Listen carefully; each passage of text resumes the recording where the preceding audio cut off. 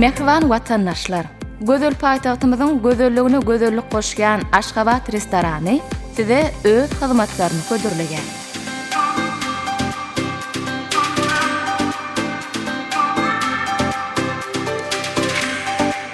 Biziň restoranymyzda toý dawaralarynyň şatlykly pursatlaryny ýokary derejede geçirmek üçin ähli şertler, mümkinçilikler döredilen.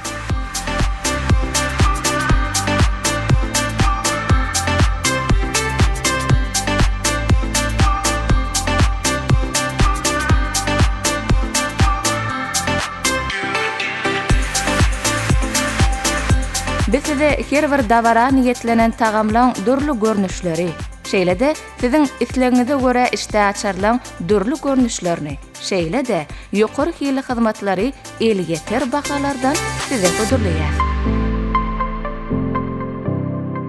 Mehriban ileşler, hyzmatlar biz bilen, wagt hoşlugy siz bilen.